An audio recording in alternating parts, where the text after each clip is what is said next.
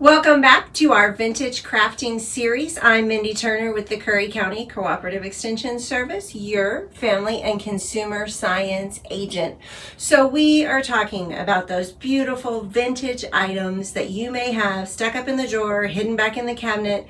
Maybe we're cleaning out grandma's house, or mom's had all of these things that have been passed down to her.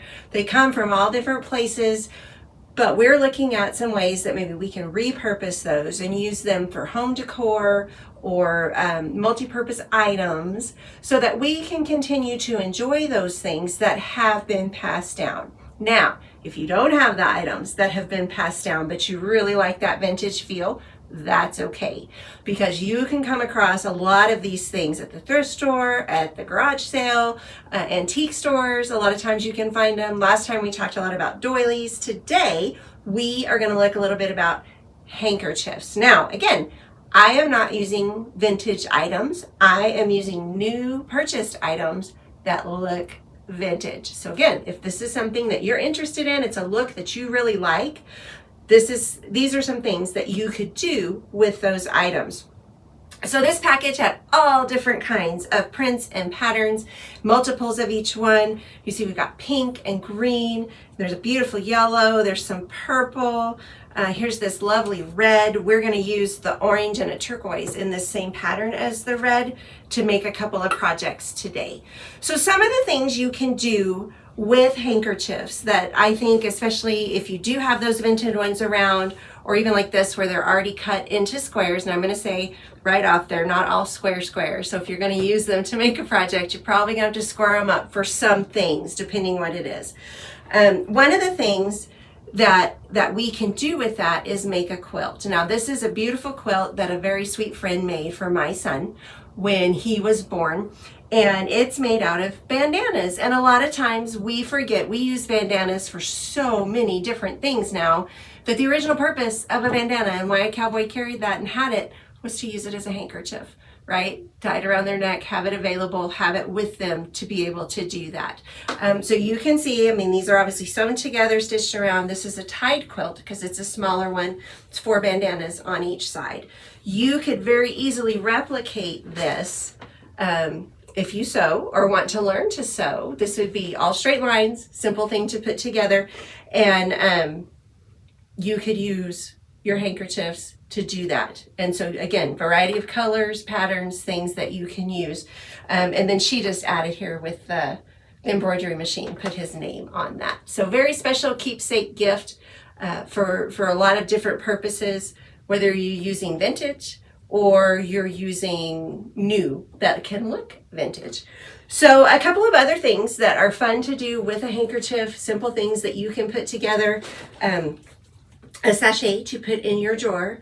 And I do still hear people say sachet, whatever you call it is fine. It's something that smells good that you would put, and again, I grew up with our grandmothers doing this, having it, you would put it in your drawer to keep things smelling fresh for long periods of time. Throw it in the closet to keep that kind of good scent in the air, and then your clothes smell good and everything's fresh.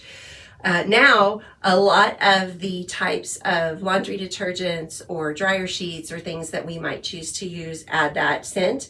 But depending on how often you wear things and how long they're put away, can be a nice alternative to keep things smelling nice and fresh for you. So this one I just made, we're going to make just a drawstring, very simple. I laid it out and I drew a circle. Okay, and then I just took nippers. I wanted to use a hole punch. If you can find a fabric punch, that's perfect. That will work great for this. Mine was just a regular hole punch and was not sharp enough to go through the fabric. So I just nipped some little holes around my circle, and what I did, straight across, in between. So depending on how many gathers you want, how big the item is that you're covering will determine how many holes, let me turn it this way we can see better, you're gonna put. And then whatever type of twine, corresponding ribbon thing that you want to do it. This great white, just kind of a tooly ribbon that would be lightweight, simple, and easy to put in here. So then you just need to decide how you're going to scent it. You can buy all kinds of crystals. I saw a thing just the other day using like the dryer crystals that you actually can put in there and put those in to add that scent. This is just a simple air freshener that you can purchase. This one came literally from the dollar store. When you open these, they have a hard piece in there. Depending on what you want to do and reuse, you can put this whole thing with the plastic and everything in here with it open, so that you can add it to your drawers and not have it get on things. Or you can pop the top off and put that whole solid piece in here to be the scent.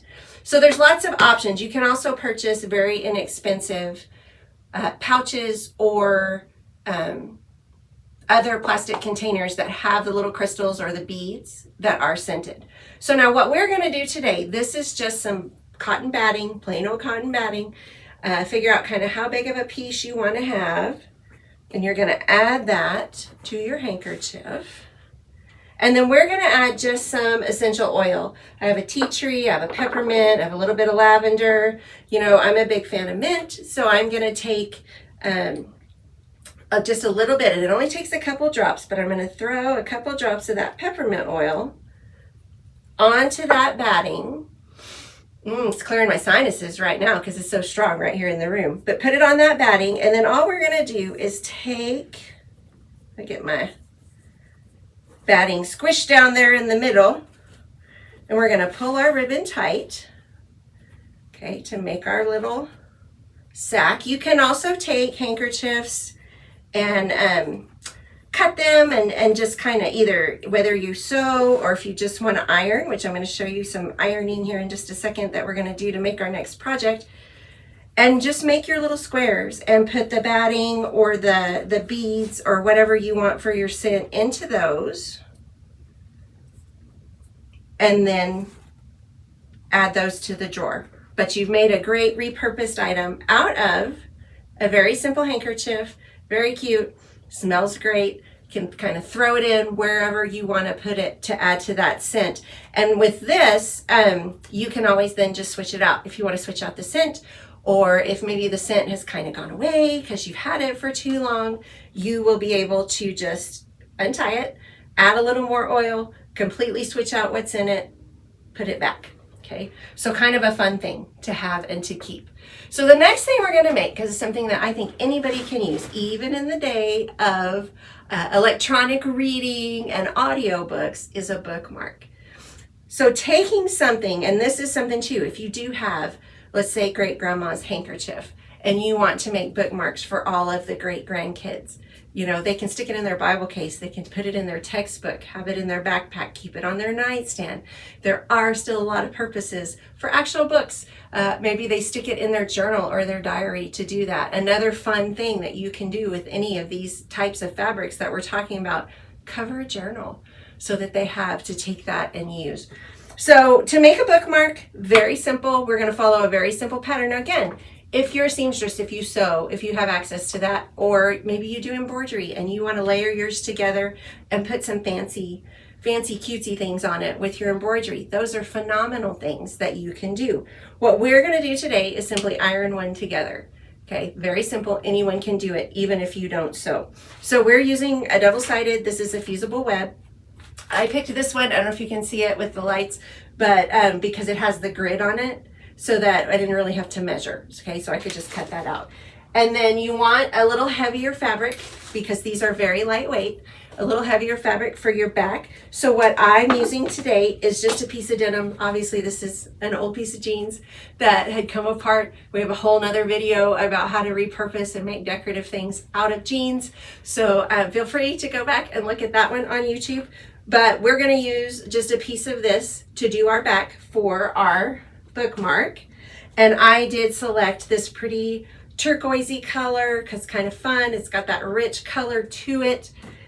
And so I cut all of my pieces to be 2 by 6. Okay, so about the size of a bookmark.